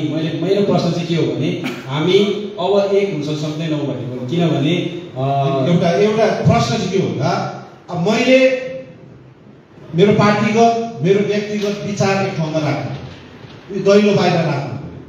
अब विक्रमादिज्यूले पनि बिलैको मुद्दा दैलो बाहिर राख्नु हैन। अब जिएमएलएफले पनि उहाँको जे गोर्खाल्यान्ड भएको जो गोर्खाल्यान्ड भयो सबैको आफ्नो मुद्दा चाहिँ दैलो बाहिर राखेर एउटा टेबलमा आएर एउटा वाइ अब चाहिँ के हो नाउ एन्ड नेभर त्यो त त्यसको लागि सबै एक जग्गा आउनु गर्नै पर्यो। त्यो तपाईको पार्टीको हिसाबमा तपाई प्रवक्ता भएको हिसाबमा त्यो सम्भव छ कि छैन मैले त्यही सम्भव त छ नि चाहे असम्भव त केही छैन। राजनीति यस्तो विषय हो जहाँ चाहिँ सम्भव नै सम्भव छ नहुने कुरो पनि राजनीतिमा हुन्छ। अर्को कुरा बिलैको पक्षमा चाहिँ यो कुरा उठेपछि अब मेरो अनुभवले मैले के बताउनु पर्छ भनेदेखि हामी दार्जिलिङ सिक्किममा विलय भयो भने कुरा हामीलाई त 23 अगस्त 1988 मा गोर्खा भनेर इन्डियामा सिटिजनशिपको जुन एउटा भ्रम थियो हैन दुष्प्रचार थियो त्यसलाई निमठन्ने बनाए गृहमन्त्रीको राजपत्रको हिसाबले। अनि भर्खरै मात्रै पोहोरको सालको कुरा हो 90s को कुरा गर्दिन सुप्रिम कोर्टले ओल्ड सेटलर्सको कुरालाई मिलाउँदाखेरि सिक्किमको नेपालीहरू चाहिँ इमिग्रेन्ट हो भनिएको छ हैन। त्यो सेन्ट्रल गभर्नमेन्टले मेटाउनु लगायो भने मेटिँदैन त्यो भनिसकेको कुरा 90s मा भनेको कुरा। अनि दार्जिलिङ चाहिँ गएर चाहिँ सिक्किममा विलय हुनु भनेको चाहिँ हामी सेकेन्ड क्लास सिटिजन हुनु हामी इमिग्रेन्ट हुनु त्यो चाहिँ एउटा प्रश्न। दार्जिलिङमा चाहिँ बरु सिक्किम विलय भएको चाहिँ दार्जिलिङ सिक्किम चाहिँ इन्डियाको चाहिँ ओके टेक्निकल यो कुरा आइहाल्यो। यो त मैले भने भिन्दै बहस हो। अब यो एकैवटा बहस गर्नु चाहिँ बहुत गाह्रो कुरा हो। विक्रम चाहिँ के भन्नुहुन्छ त मेरो मूल क्वेसन चाहिँ यही हो हामी एक हुन्छ कि हुँदैनौँ। अहिले उहाँले भने जस्तो दैलो बाहिर राखेर भित्र आउनु सकिन्छ कि सकिँदैन नै। पहिलो कुरो चाहिँ म मेरो व्यक्तिगत मात्रै कुरा गर्छु संस्थागत पनि कुरा गर्छु। गोर्खा सेवा सेना चाहिँ टेबलमा चर्चा गर्दा मुद्दालाई के अरे कोठा बाहिर छोड्ने संस्था चाहिँ हामी चाहिँ सक्दैन त्यो चाहिँ मुद्दा छोडेर आफ्नो मुद्दा छोडेर टेबलमा चर्चा गर्नु पर्दैन। मुद्दा सिक्किम मर्जर हो त हो। अनि अर्को कुरो सुप्रिम कोर्टको नोटिफिकेसनमा अनिलज्यूलाई म करेक्सन गर्न चाहन्छु त्यहाँनिर नेपालको इमिग्रेन्ट्स भनेर लेखेको होइन ओरिजिन भनेको कुनै न कुनै जातको सम्प्रदायको ओरिजिन त हुन्छ नि त, विवाद भयो त्यसमा, ठिकै छ, जायज पनि थियो। किनभने संसारको मानव सभ्यता कहाँदेखि कहाँ पुग्यो, कति हजार वर्षको सभ्यता हो, जो मान्छे जहाँ ओरिजिन भयो त्यहीँ त बस्दैन नि त, कहीँ जान्छ कहीँ बस्छ होइन त, समयकाल परिस्थिति अनुसार ऊ सिफ्ट हुँदै जान्छ।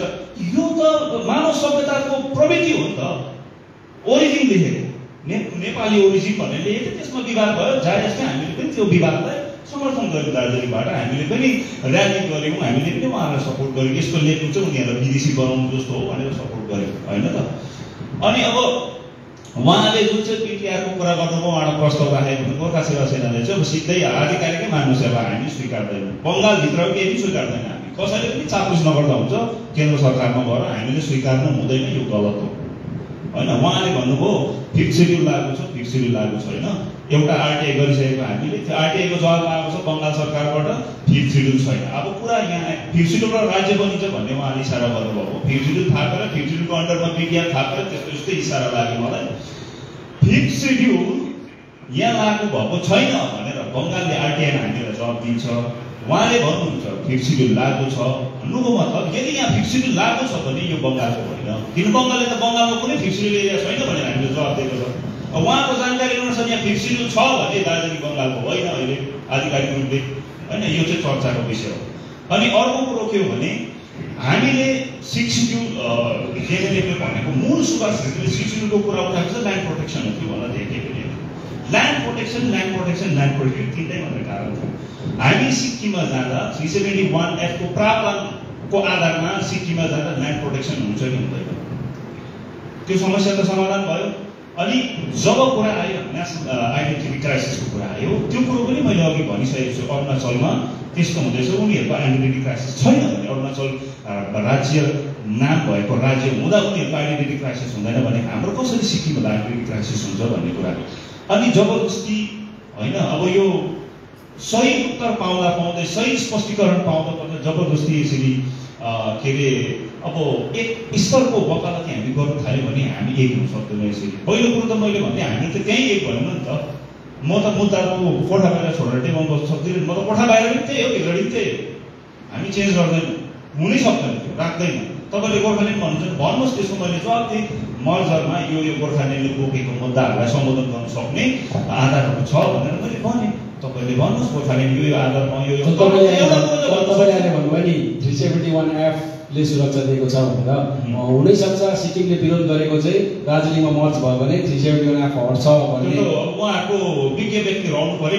तपाईँले 371F हुन्छ भन्नु पनि हाइपोथेटिकल कुरा भयो होइन, हाइपोथेटिकल होइन, हाइपोथेटिकल होइन, फ्याक्चुअल कुरो हो, यो हाइपोथेटिकल होइन। 371F को एजमा सिक्किमलाई 2 सालभित्रमा उसको जेठा सम्पत्ति इमोभेबल प्रपर्टी फर्काइदिने, जसको जुन संस्थाकोमा छ, जुन व्यक्तिकोमा छ, त्यो चाहिँ उसलाई फर्काइदिनुपर्छ भन्ने प्रावधान छ एजमा। अनि त्यो त अहिलेसम्म फर्काएको छैन नि त, त्यो इमोभेबल प्रपर्टी जमिन दार्जिलिङ चाहिँ सिक्किमको इमोभेबल प्रपर्टी हो भनेर त कहीँ छैन नि त। त्यो त त्यो एप्सले त यो पनि भन्न सकेको हुन्छ, किनभने सिक्किम त त्यति बेला देशले नि त, देशको त इमोभेबल प्रपर्टी त हुन्छ नि त, किनभने देशको त के अरे एम्बासी हुन्छ, धेरै प्रपर्टी हुन्छ, त्यो भनिएको एप्सले भन्ने कुरा छ नि त। तपाईँहरूले चाहिँ त्यो चाहिँ एप्समा नभए सिधै दार्जिलिङै लेख्नु सक्छ। त्यो इमोभेबल प्रपर्टी फर्काइएको भए त्यो एज त अहिलेसम्म एफमा नहुनु पर्ने हो, एमएन भएर उडिसक्नु पर्ने, त्यो त 2 सालको लागि मात्र राखेको थियो, अहिलेसम्म किन जिउँदो छ? कुनै न कुनै प्रपर्टी त फर्काउनु बाँकी छ होइन त, अहिलेसम्म छ नि त एज त उडाइसक्नु पर्ने त्यो एमेन्ड गरेर, किनभने त्यो फुलफिल भइसकेपछि त त्यो आर्टिकलको त कुनै उयो रहँदैन होइन त। यहाँ चाहिँ इमोभेबल प्रपर्टी भनेको छ नि त कि टेरिटोरी भनेको भएदेखि चाहिँ एकदम बुझ्थ्यो, आउटसाइड टेरिटोरी भनेको छ, आउटसाइड टेरिटोरी भनेको छ, प्रपर्टी आउटसाइड टेरिटोरी भनेको, हजुर आउटसाइड टेरिटोरी भनेको छ। ओके, यो चाहिँ भिन्दै हो, बात नगरौँ। यहाँ हाम्रो वाइलामा चाहिँ तपाईँ यही कुरा अहिले चाहिँ हामी एक हुन सक्दैनौँ, तपाईँहरूले 6th सेड्युल हुनु त 17मा भएकै हो होइन, 6th सेड्युल चाहिँ हामीले के मैला ठाउँ फ्याँक्यौँ भनेर धीरजी बाजुले भनेर एक भएकै हो हुन्छ। त अझै पनि त्यो मौका छ कि छैन, किन मैले यो प्रश्न राखेको भने राजु विष्ट एकजना छ जो काम नपाएर भनौँ न मुद्दाको लागि केही काम नगरेर बसिरहेको छ, हर पगत मिनिस्टरलाई भेटिरहेका छन् है, होम मिनिस्टरदेखि लिएर इभन प्राइम मिनिस्टरलाई पनि उनले भेटिरहेका छन्, तर हामीले गएर उसको माध्यमद्वारा हाम्रो मुद्दालाई अहिलेसम्म राम्रोसँग राख्न सकेको छैन। र त्यसको लागि चाहिँ हामी सब एक भएर अलिकति जन्डा मान्छे हो। किनभने हामीले एज अ पत्रकार हिसाबमा पनि के दिन्छौँ भने नि राजु विष्ट पनि अप्ठ्यारोमा छ क्या, लिएर जाने त कसलाई जाने, गोजमुङ्गो छ है त्यहाँको नेतृत्व, त्यसपछि तपाईँको जिएनएलएफ छ, जिएनएलएफको नेतृत्व, अनि अब अरू हाम्रो दावा पात्रीजी अरू कोहरू छ। अनि मलाई लाग्छ त्यो एउटा प्रोफाइल नै छैन क्या, मिनिस्ट्रीमा लगेर होम मिनिस्टरलाई र प्राइम मिनिस्टरलाई भेटाउने प्रोफाइलै बनिएको छैन त्यहाँनिर त्यो सब गठबन्धनमा पनि। र यो प्रोफाइल बनिनुको लागि चाहिँ सबै जस्तो यहाँ सरहरू जस्तो व्यक्ति हुनुहुन्छ, अरू पनि धेरै छोडिएको छन्, उहाँहरू सबै मिलाएर एउटा प्रोफाइल बनाउनु सकिँदै सकिँदैन, मेरो मेन कुरा चाहिँ यो। हजुर एकदमै सकिन्छ। जस्तो जेएमएलए प्रमुख माननीय सिंहज्यूले त उहाँले 5 अप्रिललाई नै आफ्नो पार्टीको झन्डालाई साइड लगाएर सबैजना एक जग्गा आएर मुद्दामाथि बहस गरौँ र माननीय सांसद राजु विष्टजीलाई पनि यो 5 अप्रिल एउटा उहाँलाई पनि के हो भन्दाखेरि चाहिँ दिल्लीमा चाँडोभन्दा चाँडो कारवाही होस्। गोर्खाको जुन मुद्दा 15 वर्ष त गरिदिन्छु दिन्छु ल्याइदिन्छु भन्नुमै गयो, तर अब यो रहेको जुन चाहिँ 4 वर्ष छ यो 4 वर्ष पनि गरिदिन्छु र दिन्छु नजाओस्। अनि आशा र एउटा झिनो आशा लिएर कति दिन हामी एउटा रिजनल पार्टी नेसनल पार्टीको छत्र छायामा बस्यौँ। तर मन घिसिङज्यूले हठात चुनावको रिजल्ट आएको 1 महिनाभित्रमै एउटा निर्णय लिनुभयो कि हामी कालो झन्डा लगाएर भारत सरकारले जुन 15 वर्षदेखि हामीलाई जुन सपना देखायो, जुन हाम्रो एस्पिरेसनलाई उनीहरूले हामी तिमीहरूको उसलाई पुरा गर्छौँ भन्ने जुन बाजा दिएको थियो, सङ्कल्प पत्रमा कोरेको थियो, त्यो चिजलाई ध्यान नदिनु, जुन एउटा 19 को बादमा जुन एउटा डायलग प्रोसेस सुरु भयो त्यो डायलगलाई फेरि निरन्तर दिनु नसक्नु, यसलाई एउटा चुनौतीको रूपमा लिएर उहाँले कालो झन्डा लगाएर होइन अब सबै एकछिन पार्टीको झन्डा अहिले तपाईँले भन्नुभयो त्यही त हो, एकछिन पार्टीको झन्डा साइड लगाएर युनाइटेडली हामी अब राजु विष्टजीलाई हामीले सांसद बनाइसकेपछि उहाँलाई हामीले कसरी दिल्लीमा काम लगाउनु त्यो प्रति एउटा एनडिएको गठबन्धन त छँदैछ, तर अझै राम्रो राम्रो व्यक्तिहरू जोडिनुपर्छ यसमा भन्ने हिसाबले हामीले अगाडि बढाएकै हो। तर अब त्यही त हो, धेरै बाधाहरू आउँछ, हर्षहरू आउँछ, कारण हामी कहीँ न कहीँ आफ्नो हिडन एजेन्डाहरूको साथमा नै छौँ। अनि एकछिनको लागि पनि पार्टीको झन्डा हामी साइड गर्नु, त्यसको लागि जिएनएलएफ चाहिँ रेडी छ। वी आर रेडी, हामी त अनाउन्स गरिसकेको छ। ओके सर, यो कुराहरू सुन्नुभयो है र के भन्न चाहनुहुन्छ? अब यो मैले यसलाई बिट मार्दै चाहिँ यसरी नै यहाँ ल्याएको, तपाईँहरूले योभन्दा पनि प्रयास गर्नुभएको के रहेछ कारण, किन विफल भयो? र अब एमपी होइन हामीलाई काम लाउनु पर्ने रेडी छ, त्यहाँनिर बसिरहेको छ र उसलाई काम लाउनुको लागि अब राजनीतिक संस्थाको त कहीँ न कहीँ झन्डा र नेतृत्वको उयो हुन्छै हुन्छ, वर्चस्वको कुरा आउँछै हुन्छ, तर अराजनीतिक संस्थाले नै यसलाई चाहिँ एउटा जसरी भाषाको मान्यता पाउँदाखेरि होइन गरिएको थियो त्यस्तै प्रकारले गर्नु सकिन्छ सकिँदैन, तपाईँको अब्जर्भेसन के छ? मेरो विचारमा हामीले त अब युनिटी कलकै कुरा हो र जस्तो अहिले यान भाइले भन्नुभयो कि जिएनएलएफ रेडी छ भनेर, गजमको पनि गोर्खाल्यान्डकै लागि भनेर भन्नुभयो अनिल भाइले। मेरो विचारमा यो त हाम्रो अहिले डिस्कसनको कुरा हो, भित्र कुरा हो र यहाँ भाइहरूलाई कतिको पार्टीको अथोराइज हुनुहुन्छ यो स्टेटमेन्ट दिनु या पार्टीको डिसिसनमा लिनु भएको छ छैन त्यो त हामीलाई थाहा छैन, तर यसलाई बलियो बनाउनु हो भने चाहिँ मेरो विचारमा यो त अब हाम्रो जम्मैको इन्ट्रेस्टको कुरा इन्भल्भ छ यहाँनिर होइन। र त्यसमा अगर आफ्नो आफ्नो पार्टीले यसै प्रकारको अफिसियल रिजोल्युसन गरेर हामी एउटा कमन प्लेटफर्म बनाउँ भन्ने एउटा रिजोल्युसन गरेर एउटा कमन कोअर्डिनेटरलाई बनाएर कमन कोअर्डिनेटरले सबैलाई मिलाएर एउटा कमन प्लेटफर्म कलेक्टिभ लिडरसिपको प्लेटफर्म क्रिएट गर्यो भने मेरो विचारमा हामी अलिकति राइट डिरेक्सनमा जान्छौँ होला जस्तो हामीलाई चाहिँ लाग्छ। सम्भव चाहिँ छ, अझै सम्भव निश्चित रूपले सम्भव छ।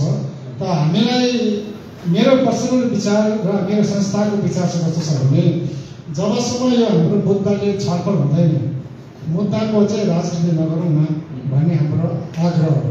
र किनभने मुभमेन्ट र मुद्दा र राजनीति चाहिँ अलग अलग चिज हो भन्ने हाम्रो विचार हो। र यो दुईटालाई चाहिँ डिमार्केसन गर्नुपर्छ। जबसम्म हामीले यसको हासिल गर्दैनौँ तबसम्म चाहिँ यो दुईटालाई छुट्याएर पहिला फोकस चाहिँ हाम्रो मुद्दामा लगाउँ। मुद्दाको एक्सिडेन्ट पछाडि पोलिटिक्स छँदै नै छ भन्ने हाम्रो विचारधारा हो। र यसरी अगर रेजोल्युसनको आधारमा चाहिँ हामी अरू अघि बढ्न सक्यौँ भने अनि त्यसरी नै अरू संस्थागतहरू पनि जम्मा हुन सक्यो भने आई थिङ्क हामीले अलिकति हाम्रो स्ट्रेन्थ क्रिएट गर्छौँ होला, गर्न सक्छौँ होला भन्ने मलाई लाग्छ। एसएसडिसी चाहिँ यसको लागि अथवा मोडिरेट गर्नु भनौँ न अथवा यसलाई मिलाउनुको लागि तपाईँहरू अलवेज रेडी? हामी अलवेज रेडी, सधैँ हामी तयारी नै छौँ। हजुर, हुन्छ, थ्याङ्क यू सर। किशोर दाजु, तपाईँलाई म यही कुराको अब त्यसपछि चाहिँ हामी एक एउटा क्वेसन लिनेछौँ किनभने 1 घन्टा हाम्रो भइसकेको छ। र तपाईँलाई के लाग्छ, मैले जुन एउटा युनिटीको कुरा गरेँ, एक मञ्चमा आउनुपर्छ भन्ने कुराहरू तपाईँलाई के लाग्छ है? यो सम्भव छ छैन अथवा यो हुनुपर्छ कि पर्दैन? हेर्नुहोस्, हामी एक्टिभिस्टहरू डेली नै हामी चर्चा गर्छौँ। आजको मिटिङको लागि हामी धेरै लामो चर्चा गऱ्यौँ। हामीले चाहिँ विश्लेषण गरेर पाएको विषय के भन्दाखेरि जहाँ चाहिँ एसडिसिसीले जुन प्रयास गर्नुभयो उहाँको प्रयासलाई हामी सलाम गर्छौँ। हामी पनि धेरैपल्ट मिटिङमा गयौँ। एउटै मात्रै उहाँको प्रयासमा हामीलाई क्वेसन हो कि जसले अर्गनाइज गर्नुहुन्छ, जस्तो हामी एक्टिभिस्टले अर्गनाइज गऱ्यौँ भने हामीले हाम्रो मुद्दा पहिला भन्छौँ कि हाम्रो मुद्दा यो हो, तपाईँहरू यो मुद्दामाथि सहमति राख्नुहुन्छ कि हुँदैन, अनि राख्नु हुँदैन तपाईँको मुद्दा के हो। र उहाँहरूले चाहिँ के गर्नुहुन्छ भने उहाँहरूले आफ्नो मुद्दा राख्नुहुन्न, सबैको सहमतिमा एउटा मुद्दा बनाऊ भन्नुहुन्छ उहाँहरूले। त्यसले गर्दाखेरि हामीलाई समस्या त्यो परेको, किनभने कुनै पनि अर्गनाइजेसन यदि बन्यो भने त्यसको घोषणापत्र विचार र मुद्दामाथि अर्गनाइजेसन बनिन्छ। त्यो मुद्दा चाहिँ त्यसरी आफूले प्लेस गरेको त्यो मुद्दामाथि बस गर्नुपर्ने। तर बाटो चाहिँ मलाई लाग्छ अहिलेसम्म, जस्तो मैले दार्जिलिङको पोलिटिक्सलाई मैले हेर्दाखेरि धेरै लामो राजनीतिक अनुभव छ। पोलिटिक्सलाई मैले हेर्दाखेरि केन्द्र होस् या राज्य होस्, उनीहरूले पोलिटिकल पार्टीलाई होइन पोलिटिकल लिडरलाई आफ्नो बनाएर पोलिटिकल पार्टी चलाउँछ। दार्जिलिङको 2024को चुनावभन्दा अगाडि बिजेपी पार्टीले यो जुन चाहिँ 4वटा 5वटा क्षेत्रीय दलहरू पोलिटिकल लिडरहरूलाई चुनाव अगाडि एक प्रकारको पोलिटिकल पार्टीलाई युज गरे, चुनाव पछाडि अर्को पोलिटिकल पार्टीलाई उनीहरूले काम बनाउनुपर्छ। यो मेरो अनुभवले भनेको, यो कसैले नकार्न सक्दैन।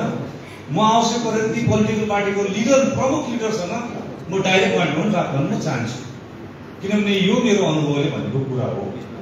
यसले गर्दाखेरि चाहिँ यहाँ समस्या चाहिँ के हो भन्दाखेरि चाहिँ पोलिटिकल स्टेटमेन्ट जुन प्रकारले आउँछ नि होइन, अब हाम्रो दुईजना भाइहरू एकदमै सिम्पल सैद्धान्तिक हिसाबमा आफ्नो कुरा राख्नुभयो होइन, तर पोलिटिकल पार्टीको लिडर्सहरूबाट जुन पोलिटिकल स्टेटमेन्ट आउँछ नि त्यसलाई जनताले चाहिँ फेरि समाउनु खोज्छ। उसले त्यसो भन्दै थियो, त्यसले नै चाहिँ हाम्रो मुद्दा आज भाउँदादेखिको हो। त्यसले गर्दाखेरि हामी प्रयास चाहिँ के गर्न चाहन्छौँ भन्दाखेरि फ्युचरमा पनि अब पोलिटिकल पार्टीको लिडरसिपमा चाहिँ सायद सम्भव छैन, उहाँहरूले मिलाउनुको लागि उहाँहरूले सेक्रिफाइस गर्नुपर्छ। हेर्नुहोस्, अघि अनिल भाइले भन्नुभयो, महामहिम सुभाष घिसिङज्यू र दाजुको कुरा गर्नुभयो। उहाँहरूले दुईजनाले जुन वक्तव्य दिनुभयो नि सम्झौतामा बसिसकेपछिको वक्तव्य हो, सङ्घर्षको अवधिको वक्तव्य होइन है। सङ्घर्षको अवधि उहाँहरूको 1.8 गोर्खाल्यान्ड थियो।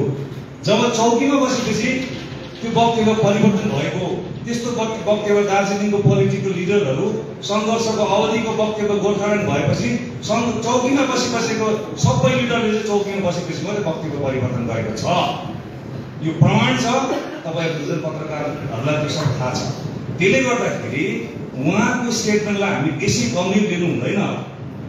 हामी उहाँसँग मिलेर काम गर्छौँ। उहाँहरूले हामीलाई दोहोऱ्यायो भने ठिक छ, तर उहाँहरूको 1 एजेन्डा हुनुपर्छ। यो अनुभवले बताएको कुरो चाहिँ यही हो। म यहाँ बसेपछि म पर्सनल कुरा राख्दिनँ।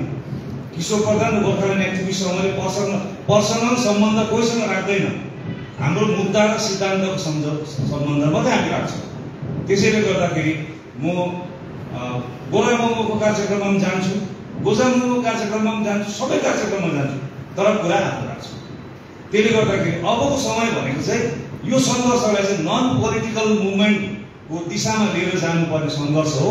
यो सबैले आत्मसात गर्नुपर्ने चाहिँ समय हो। हामी मिलेर काम गर्न तयार छौँ। दाजु, यो अब तपाईँ पार्टीले बोलाएकोमा जानुभन्दा तपाईँ एउटा अहिले तपाईँले भनिहाल्नु यो पार्टीले गर्न नसक्ने कुरा हो। अब तपाईँ एउटा नन पोलिटिकल एक्टिभिस्ट समूहमा हुनुहुन्छ, अन्त तपाईँले बरु पार्टीलाई बोलाउनु मिल्दैन? यस्तो छ, हामीले कोसिस गरिरहेका छौँ। किनभने अब यस्तो छ, अब एउटा बोटले जति नै ओजन बोक्नु सक्छ त्यति मात्रै ओजन बोक्नुपर्छ। अहिले हामीमाथि भरोसा मान्छेले कति गरेको छ त्यो पहिला हामीले प्रमाण गर्नु पऱ्यो नि। अन्त मात्रै त हामीले उनीहरूलाई बोलाउन आँटाउँछ हामीलाई। पहिला हामी एकदम आश्वस्त हुनु पर्यो। त्यसले गर्दा हामीले भनेको छौँ हामी काम गर्दै जान्छौँ, हामी चेतना फैलाउँदै जान्छौँ है। आज हामीले काम गरेको आधारमा तपाईँले हामीलाई बोलाउनु पऱ्यो होइन, यो एउटा रेकगनाइज हो। त्यसले गर्दाखेरि हामी हाम्रो कुरा गएर उहाँसँगै हामी हाम्रो कुरा राख्छौँ। मैले आज उहाँहरूको दुईजनाको छेउमा नन पोलिटिकल मुभमेन्टले मात्रै अब दिशा दिन्छ भनेर मैले यो हाम्रो नीतिगत कुराहरू होइन, यो स्पष्ट कुरा मैले राखेँ। किनभने भेग राख्नु हुँदैन भन्ने छ। मैले बोलेपछि गोर्खाल्यान्ड एक्टिभिस्ट सङ्घले बोलेको हुन्छ, किशोर प्रधानले बोलेको हुँदैन। त्यसले गर्दाखेरि हामी प्रयास गर्छौँ। अहिले त अब नन पोलिटिकल हिसाबमा धेरै एक्टिभिस्टहरू अगाडि आइरहेको छ होइन, नन पोलिटिकल हिसाबमा धेरै इन्डिभिजुअल्सहरू अगाडि आइरहेको छ। हाम्रो भनाइ चाहिँ के भन्दाखेरि चाहिँ सङ्घर्षले नै बुद्धिजीवी बनाउँछ, सङ्घर्षले नै नेतृत्व बनाउँछ। बुद्धिजीवी आएर चाहिँ होइन, सङ्घर्षले बनाएको बुद्धिजीवीले हामीलाई निकास दिन्छ। हाम्रो भनाइ चाहिँ त्यो अलिकति अलग खालको भनाइ छ। त्यसले गर्दाखेरि हामी नयाँ प्रकारले हामी सोचेर जाँदैछौँ। हुन्छ, थ्याङ्क यू है। र समय अब अझै पछि 2टा छ, त्यसले गर्दाखेरि म धेरै समय लिन चाहन्न। कसैको केही प्रश्न छ भने तपाईँहरूले राखिदिनु सक्नुहुन्छ। सँगसँगै फेसबुकमा पनि धेरै प्रश्नहरू आएको छ, त्यो प्रश्नहरू पनि हामी यहाँबाट राख्दा हुन्छ। कसैलाई केही प्रश्न छ अहिले प्रश्न चाहिँ तर अलिकति टु द पोइन्ट होस्, प्रश्न इरिलेभेन्ट चाहिँ नहोस्, रिलेभेन्ट होस् है। यही मुद्दामाथि नै छ त्यस्तो। फेसबुकको एउटा क्वेसन छ विक्रमादिज्यूलाई। विक्रमादिज्यूको यो जुन अहिले बिल सिक्किम विलयको कुरा गरिरहेछ, यो मुद्दा चाहिँ अप्सनल मुद्दा हो कि मूल मुद्दा हो? त्यसैमा जोडिएर या सुरुमा गोर्खाल्यान्डदेखि आउनुभएको विक्रमादिलाई सिक्किम विलयमा तपाईँ आउनुभयो। यदि सिक्किम विलयमा हो भने डुवर्सका गोर्खाहरूलाई धोका हुँदैन भन्ने कुरा छ। धोका त डिजिएसी थाल्दा भएको थियो, डुवर्सको गोर्खाहरू बोलेन। जिटिए थाल्दा पनि भएको, त्यही जिटिए थाल्ने मान्छेसँग डुवर्सको गोर्खाहरू चाहिँ हिँडिरहेको छ, डुलिरहेको छ। त्यो यो त ठुलो प्रश्न भएन। उहाँहरूले यो प्रश्न गर्नुपर्ने थियो भने पहिल्यै गर्नुपर्ने थियो। अब जहाँसम्म डुवर्सको गोर्खाहरूको सवाल छ, राष्ट्रिय चिनारीको लागि लडेको, राष्ट्रिय चिनारी उहाँहरूको गोर्खाले शासन चलाएको राज्य बन्यो भएपछि त ठुलो राज्य बन्योपछि त राष्ट्रिय चिनारी त भइगयो नि होइन त। जहाँसम्म सहुलियतको कुरा छ, सहुलियत भन्ने कुरो चाहिँ सहुलियतकै लागि राजनीति गर्नुभएको थियो भने चाहिँ जिटिए थाप्दाखेरि त्यो मौजाहरू छोडेर उहाँहरूले ठुलो विद्रोह गर्नुपर्ने थियो। विद्रोह भएन, अझै खदामाला लाएर त्यही नेतालाई स्वागत गर्नुहुन्छ। त्यो त डुवर्सेलीको गल्ती हो सबभन्दा पहिला चाहिँ। अनि मूल मुद्दा हो कि कुनै के भन्नुभयो, मूल मुद्दा हो कि यो अल्टरनेटिभ अप्सनल हो? मुद्दा भन्ने कुरो अप्सनल हुँदैन। मैले अघि भनिहालेँ, यो गोर्खा सेवा सेनाको एउटै मात्रै मुद्दा हो, बङ्गालदेखि छुटेर आफ्नो मूल राज्यमा मिल्नु होइन त। यो एउटै मात्रै मुद्दा हो हाम्रो। यसमा कुनै दायाँ बायाँ केही पनि छैन। अनि यो मुद्दाले चाहिँ सबै पार्टीले बोकेको मुद्दाहरूलाई सम्बोधन गर्नु सक्ने क्षमता छ होइन। सेक्युरिटीको भने ल्यान्ड प्रोटेक्सन त्यो पनि छ, राष्ट्रिय चिनारीको पनि मैले भनिहालेँ कसरी समाधान हुनसक्छ भनेर। गोर्खाल्यान्डले बोकेको जुन समस्यालाई बोकेर समाधान खोज्दैछ त्यो क्षमता राख्छ यो मुद्दाले। यही हो कुरा चाहिँ।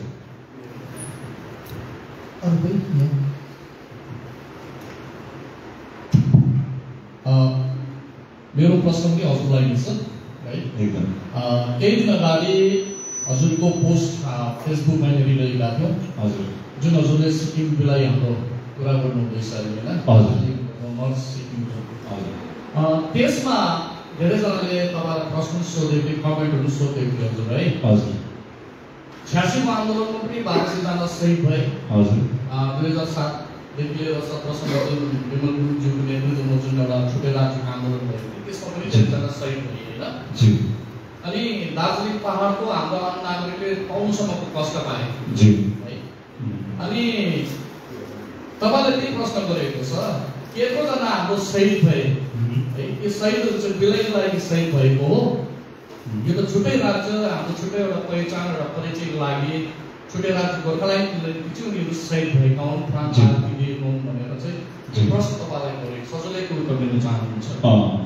वास्तवमा के हो भने 1200 शहीद भइसकेपछि हैन सुभाष घिसिङ स्वर्गीय सुभाष घिसिङले सत्तामा आइसकेपछि सत्तामा आउनु भनेकै ठाउँमा आएर बिसाउनु ल गलत भएछ अब म बिसाउँछु भने जस्तै हो हैन त।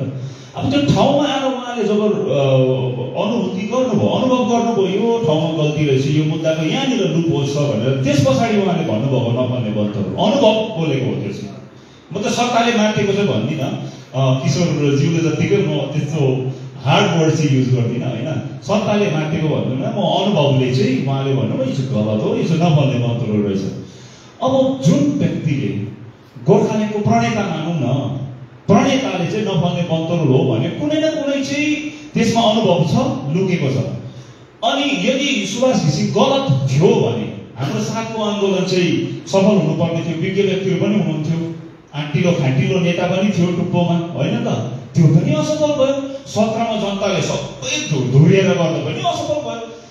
कहीँ न कहीँ यो मुद्दामा लुपोज छ। अनि अर्को कुरो जहाँसम्म 1200 शहीद र अन्य शहीदहरूको कुरा गर्छौँ हामी त्यो शहीदहरूले बङ्गालदेखि छुटिनुको निम्ति बङ्गालको अत्याचार देखेर चाहिँ आफ्नो भाषिक भौगोलिक होइन त यो सुरक्षाको निम्ति सांस्कृतिक सुरक्षाको निम्ति आर्थिक सुरक्षाको निम्ति प्राण दिएका हो। राष्ट्रिय चिनारी त बिचारा जनसाधारणको लागि के हो नि होइन। अहिले पनि तपाईँले सडकमा सुत्दै what is national identity crisis भनेर सोध्नुहोस् हाम्रो कलेज पढेका नानीहरूले पनि डिफाइन गर्नु सक्दैन उनीहरूलाई थाहा छैन तर आन्दोलनमा आउँछन् उनीहरूलाई खालि अत्याचार देखेको छ बङ्गालदेखि छुट्टिनु छ। यो क्राइटेरिया यो चिज यो मापदण्डमा चाहिँ खरा उठिन्छ सिक्किम मर्दर सिक्किम एकीकरणको जुन चाहिँ मुद्दा छ यसरी सम्बोधन गर्छ। अनि अर्को प्रश्न तपाईलाई जी अघि सुरुमा हाम्रो पत्रकार मित्र मनोजज्यूले एउटा शब्द प्रयोग गरेको थियो उहाँले लम्बसार भनेर। हजुर हामी त्यसमा विद्यार्थी थियौँ 86 को आन्दोलनमा। जी अनि हाम्रो स्वर्गीय भनौँ न अतुल्य पिता सुभाष घिसिङको नेतृत्वमा एउटा छुट्टै राज्य गोर्खाल्यान्डको आन्दोलन भयो। जी लास्टमा आएर उनीहरू विदेशीमा लम्बसार गरे। हजुर त्यसपछि फेरि कोक्रो नानीले के भन्छ भन्दाखेरि विनोद गुरुङज्यूको नेतृत्वमा एउटा आन्दोलन सुरु भयो। जी उहाँ पनि लास्टमा जिटिएमा आएर लम्बसार गरे। हजुर कतै बिर्मामातिर अहिले तपाईँ सिक्किम मर्दरको कुरा गर्नुहुन्छ कतै तपाईँ कुनै कुरामा लम्बसार गर्नुहुन्न त्यो महत्त्वपूर्ण प्रश्न। म पनि मर्दर भएपछि सिक्किममा लम्बसार पर्छु नि सिक्किममा लम्बसार पर्छु म अरू ठाउँमा पर्दैन। मेरो लम्बसार हुने ठाउँ सुत्ने ठाउँ उठ्ने ठाउँ सिक्किम हुन्छ त्योभन्दा बाहिर लम्बसार पर्ने कुनै प्रश्न नै उठ्दैन। थ्याङ्क यू बाबा। हुन्छ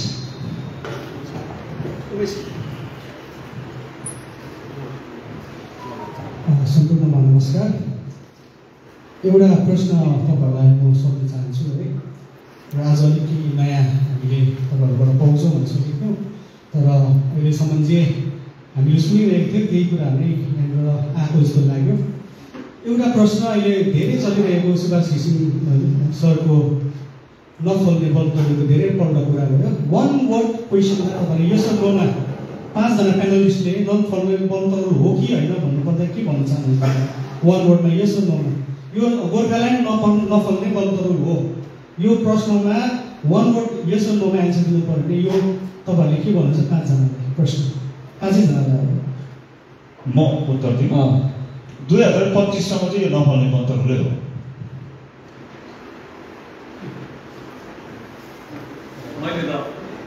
मैले त अघि भनिसकिहालेँ है यो बन्दरहरू फल्छ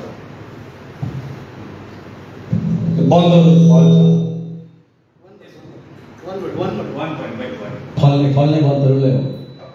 अनिलज्यू बन्दरहरू फल्छ बाटो खन्ने तरिका चाहिँ बदलाउनुपर्छ। बन्दरहरू फल्छ अनि त्यो बदलाउ गर्न पनि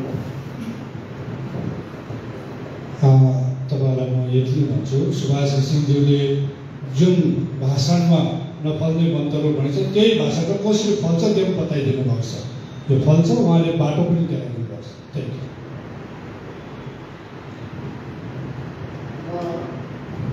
अनिल भाइले भनेको जवाबसँग सहमत छु। हुन्छ, अब दुईवटा अझै छ है, त्यसले गर्दाखेरि म कन्क्लुड गर्न चाहन्छु। तपाईँहरू सबैलाई धेरै धेरै धन्यवाद। एउटै बहसमा निष्कर्ष त निस्किहाल्दैन, तर मैले प्रयास गरेको थिएँ अलिकति कुलो खन्ने कि यहाँबाट चाहिँ के एउटा रिजल्ट चाहिँ आओस् भनेर। र